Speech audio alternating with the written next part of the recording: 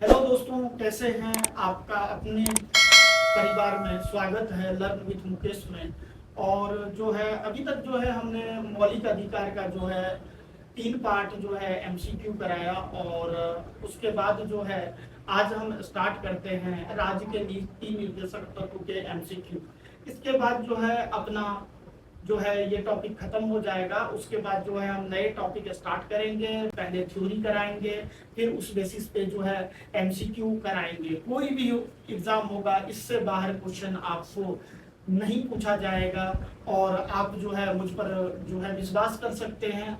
उसके बाद चलिए बिना समय गवाते हुए क्लास को स्टार्ट करते हैं। आपके स्क्रीन पे रहा आज का पहला प्रश्न। भारतीय संविधान में राज्य के नीति निर्देशक तत्व ग्रहण किए गए हैं, कहाँ से लिया गया है? ऑप्शन ए रहा आपके पास ब्रिटेन, ऑप्शन बी रहा आयरलैंड, ऑप्शन सी रहा पूर्व सोवियत संघ से और ऑप्शन डी रहा फ्रांस से। तो आपने इसका आंसर दे दिया होगा। ऑप्शन बी जो है इसका सही उत्तर है आयरलैंड से। देखिए आपके स्क्रीन पे रहा दूसरा क्वेश्चन। राज्य के नीति निर्देशक तत्वों का उल्लेख भारतीय संविधान के किस भाग में है? भाग 2, भाग 3, भाग 4 और भाग 5। तो इसका आंसर आपने दे दिया होगा। इसका सही उत्तर है ऑप्शन नंबर सी, भाग 4 जो है इसका बिल्कुल सही उत्तर है। देखिए आपके स्क्रीन पे रहा ये क्वेश्चन। भारतीय संविधान के किस अनुच्छेद में राज्य के नीति निर्देशक तत्वों का उल्लेख है?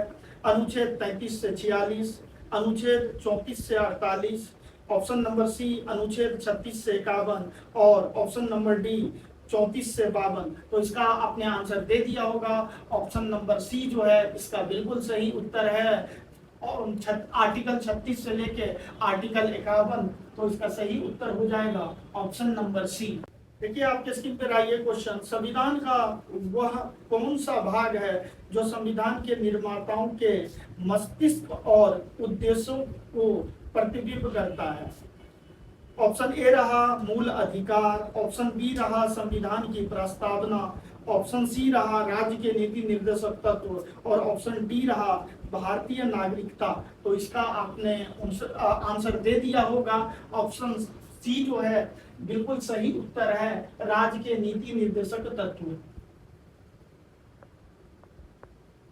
देखिए आपके स्क्रीन पे रहा ये क्वेश्चन। राज्य के नीति निर्देशक तत्वों में निम्नलिखित में से किन किन प्रकार के सिद्धांत अंतर्निहित है? आर्थिक सिद्धांत, सामाजिक सिद्धांत और प्रशासनिक सिद्धांत और उपयुक्त सभी। तो इसका उत्तर आपने दे दिया होगा। ऑप्शन डी जो है बिल्कुल सही उत्तर है इनमें सभी। देखिए आपके स्क्रीन पे रहा ये क्वेश्चन। भारतीय संविधान में राज्य के नीति निर्देशक सिद्धांतों को शामिल करने के पीछे मुख्य उद्देश्य क्या था? कल्याणकारी राज्य की स्थापना करना।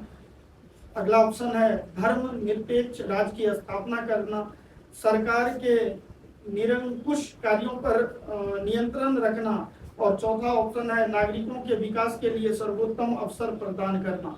तो सही उत्तर क्या होगा? ऑप्शन नंबर ए कल्याणकारी राज्य की स्थापना करना। तो ऑप्शन ए जो है इसका बिल्कुल सही उत्तर है। देखिए आपके स्क्रीन पर ये क्वेश्चन। संविधान में राज्य के नीति निर्देशक तत्वों को शामिल करने के पीछे क्या उद्देश्य है? ऑप्शन नंबर ए राजनीतिक लोकतंत्र की स्थापना करना, ऑप्शन बी सामाजिक लोकतंत्र की स्थापना करना, ऑप्शन सी सामाजिक आर्थिक लोकतंत्र की स्थापना करना और ऑप्शन डी गांधीवादी आदर्शों के अनुरूप लोकतंत्र की स्थापना करना। तो इसका आंसर क्या होगा? ऑप्शन नंबर सी जो है आर्थिक सामाजिक आर्थिक लोकतंत्र की क्या स्थापना करना। तो इसका सही उत्तर है ऑप्शन सी। देखिए आपके स्क्रीन पे रहा ये क्वेश्चन। निम्न में से किसने नीति निर्देशक सिद्धांतों को बैंक की सुविधा अनुसार देय उत्तर दिनांकित चेक कहा है? एच कुंजरू, के अय्यर, एच बी कामत और के टी शाह। तो इसका सही उत्तर क्या होगा? ऑप्शन नंबर डी जो है के टी शाह इसका सही उत्तर होगा। देखिए आपके स्क्रीन पे रहा ये क्वेश्चन। किस संवैधानिक संशोधन अधिनियम ने राज्य के नीति निर्देशक तत्वों को मौलिक अधिकारों की अपेक्षा अधिक प्रभावशाली बनाया? 42वां संविधान संशोधन 1976, 43वां संविधान संशोधन अधिनियम 1977, 44वां अधिनियम 1978 और 45वां संवैधानिक संशोधन अधिनियम 1980। तो इसका सही उत्तर क्या होगा? 42वां संविधान संशोधन 1976 जो है इसका सही उत्तर है। बोले तो ऑप्शन नंबर ए जो है बिल्कुल सही उत्तर है। आपके स्क्रीन पे रहा ये क्वेश्चन, भारतीय संविधान का कौन सा अंग समाजवादी व्यवस्था स्थापित करने की प्रेरणा देता है? मूल अधिकार, मूल कर्तव्य, नीति निर्देशक तत्व और ऑप्शन डी रहा नागरिकता। तो इसका सही उत्तर आपने दे दिया होगा। तो ऑप्शन सी जो है नीति निर्देशक तत्व जो है इसका सही उत्तर है। देखिए आपके स्क्रीन पे रहा ये क्वेश्चन, संविधान में कल्याणकारी राज्य का आदेश देता है। 42वें संविधान संशोधन में, प्रस्तावना में, नीति निर्देशक तत्व में और मूल अधिकारों में। तो क्या होगा इसका आंसर? इसका आंसर होगा नीति निर्देशक तत्व। ऑप्शन नंबर सी जो है इसका बिल्कुल सही उत्तर है। देखिए आपके स्क्रीन पे रहा ये क्वेश्चन, नीति निर्देशक सिद्धांत है वाद योग नहीं है, मौलिक अधिकार और इनमें से कोई नहीं। तो क्या होगा? वाद योग नहीं है, यानी कि हम इसके लिए क्या कर सकते हैं? कोर्ट नहीं जा सकते हैं, हम कोर्ट में जो है चुनौती नहीं दे सकते हैं। तो वाद योग नहीं होगा। ऑप्शन नंबर बी जो है इसका बिल्कुल सही उत्तर है। देखिए आपके स्क्रीन पे ये रहा क्वेश्चन, नीति निर्देशक तत्वों का क्रियान्वयन निम्नलिखित में से किस पर निर्भर करता है?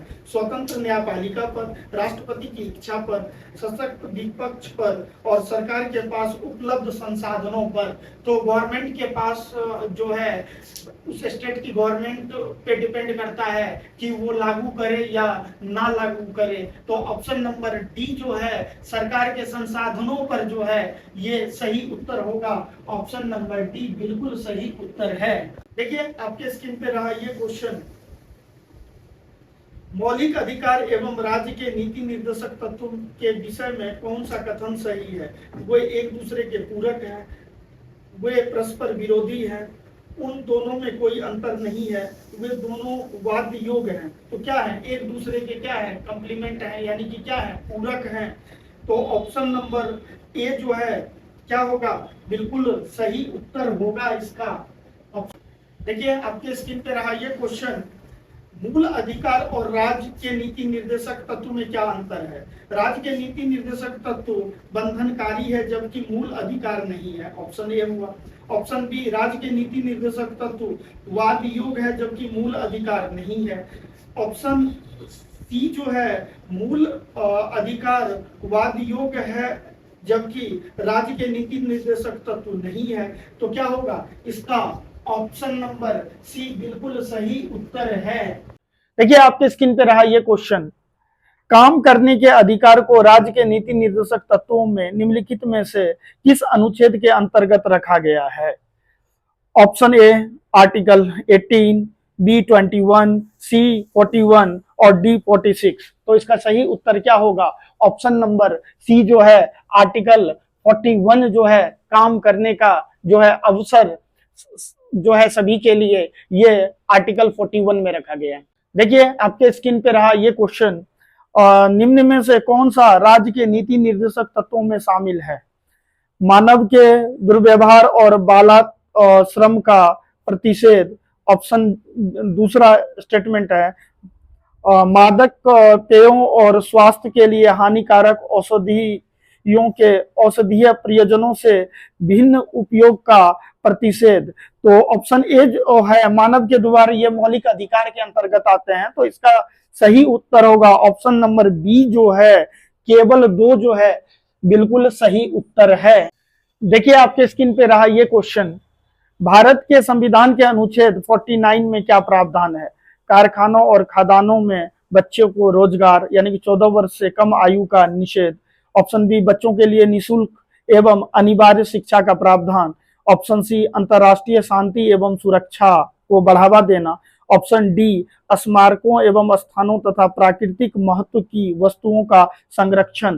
तो क्या हो जाएगा इसका सही उत्तर? ऑप्शन नंबर डी जो है इसका बिल्कुल सही उत्तर है। देखिए आपके स्क्रीन पर रहा ये क्वेश्चन, निम्नलिखित में से कौन सा एक राज्य के नीति निर्देशक तत्वों का उद्देश्य नहीं है?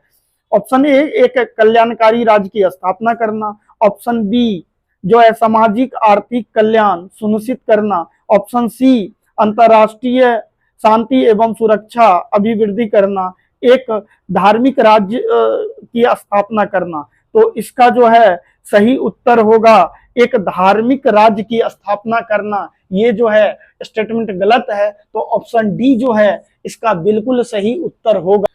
देखिए आपके स्क्रीन पर आया क्वेश्चन, इनमें से कौन राज्य के नीति निर्देशक तत्वों में शामिल नहीं है? मद निषेध, काम का अधिकार, समान कार्य हेतु समान वेतन, और ऑप्शन डी जो है सूचना का अधिकार। तो इसका सही उत्तर होगा ऑप्शन नंबर डी जो है सूचना का अधिकार जो है, राइट टू इंफॉर्मेशन आर्टिकल 19 में जो है 19(1) में जो है इसका वर्णन है। तो ऑप्शन डी जो होगा वो क्या होगा? बिल्कुल सही उत्तर होगा। तो चलिए देखते हैं नेक्स्ट क्वेश्चन।